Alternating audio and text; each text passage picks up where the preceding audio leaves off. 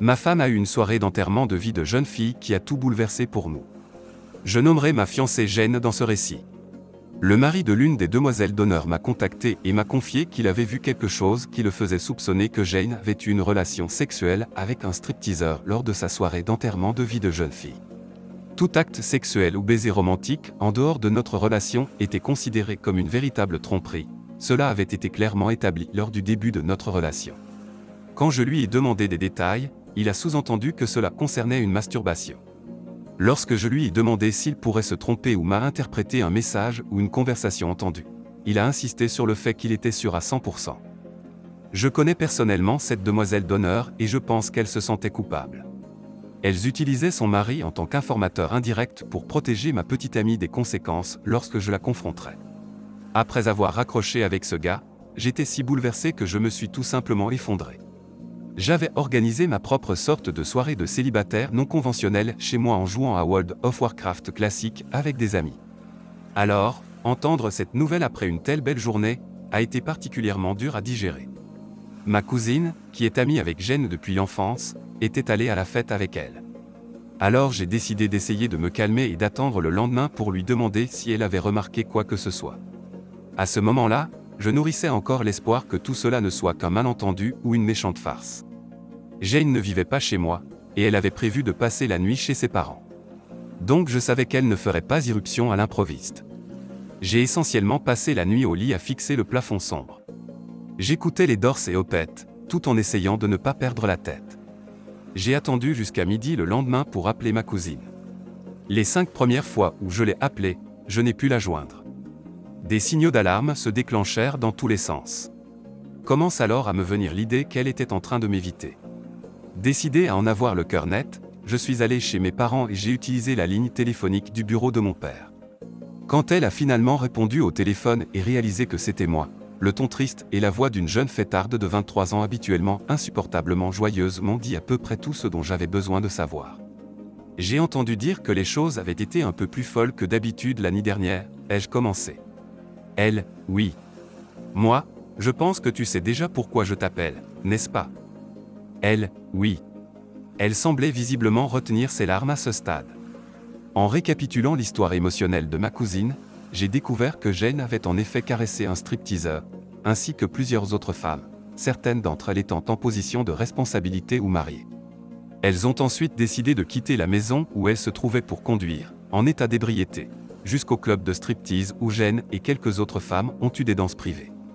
Ma cousine a essayé d'avancer l'argument selon lequel cela ne signifie pas que Jane ne m'aime pas et que ce n'était qu'un amusement sans importance qui a mal tourné. Cela m'a mis hors de moi. Je ne lui ai pas crié dessus, mais je lui ai dit que si c'est ce qu'elle pense, elle n'a aucune idée de ce qu'est vraiment l'amour. À ce stade, j'ai informé mes parents et mes frères de la situation. Et bien sûr, ma mère a commencé à pleurer. Encore une personne blessée par ses stupidités. J'ai passé le reste de la journée allongé dans mon lit chez mes parents, fixant le plafond et ignorant les appels et les messages de Jane. Je sais que certaines personnes entretiennent des relations plus ouvertes et sont capables de surmonter ce genre de choses, mais je ne suis tout simplement pas ce genre de personne. Je suis monogame jusqu'au bout des ongles. Finalement, j'ai tout annulé et j'ai perdu une quantité importante de dépôts. Je sais que c'est une réaction de lâche, mais j'ai rompu avec Jane par message texte. J'ai décidé qu'il était préférable de partir sans avoir une confrontation sérieuse. Il n'y avait rien à gagner à crier, à se disputer, à faire des accusations et à l'insulter. Lorsque les gens se sentent accusés de cette manière, quand ils ont commis une erreur, ils peuvent réagir violemment. Je ne voulais pas que la femme que j'étais sur le point d'épouser me dise des choses horribles pour se défendre. Je suis terriblement dévasté et je me sens trahi, ce genre de situation n'aide pas. Je lui ai simplement envoyé un message pour lui expliquer que je savais ce qu'elle avait fait. J'ai précisé que je ne cherchais pas à me venger, que je n'avais pas intention de l'humilier ou d'humilier ses amis en divulguant cette histoire, mais c'était une preuve indéniable que nous n'étions pas faits l'un pour l'autre et que tout était terminé sans aucune possibilité de réconciliation. J'ai attendu qu'elle réponde une fois pour m'assurer qu'elle avait bien reçu le message et ensuite, je l'ai bloqué sur mon téléphone et sur tous les réseaux sociaux. J'ai remis à mon cousin le désordre qu'elle avait laissé chez moi afin qu'il lui rende, et depuis, je n'ai rien entendu ni d'elle ni de sa famille. Je me sens toujours aussi mal, mais je vais un peu mieux ne ressentant plus comme si un trou noir m'absorbait de l'intérieur. Cela dit, ce n'était pas comme les ruptures que j'ai vécues au lycée et à l'université. Quelque chose en moi s'est brisé cette fois et ne peut pas être réparé comme avant. Ma confiance en moi est maintenant complètement détruite.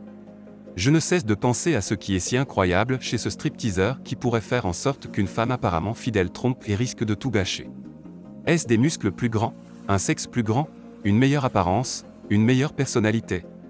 Je ne suis pas un super modèle, mais je pense être acceptable.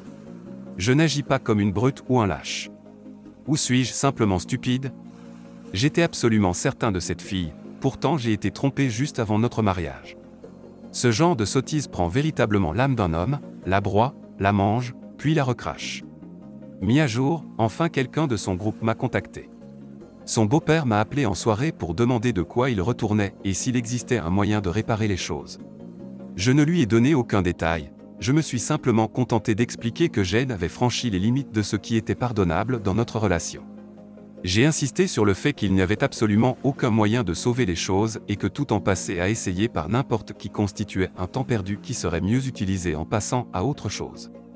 Quand j'ai dit cela, j'ai pu constater qu'il avait compris ce que cela signifiait et ce qui s'était passé en gros. C'est un vieil homme hispanique plutôt détendu. Il a dit qu'il était désolé que les choses n'aient pas fonctionné et m'a souhaité bonne chance. Je n'étais pas particulièrement proche de cet homme, mais il va me manquer de passer du temps dans son garage à discuter de motos et de tout le reste.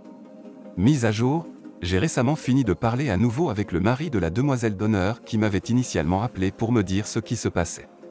Je ne le connais pas vraiment, mais j'ai une relation amicale avec sa femme. Il semble que ce qui s'est passé est que sa femme est devenue extrêmement mal à l'aise lorsque certaines des femmes ont commencé à saisir et caresser le sexe du stripteaseur.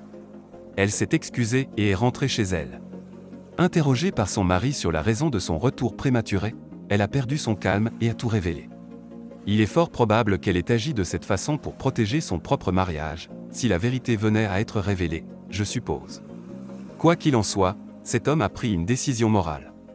Il a jugé que les maris et les petits amis des femmes présentes avaient le droit de savoir comment ces dernières se comportaient en leur absence.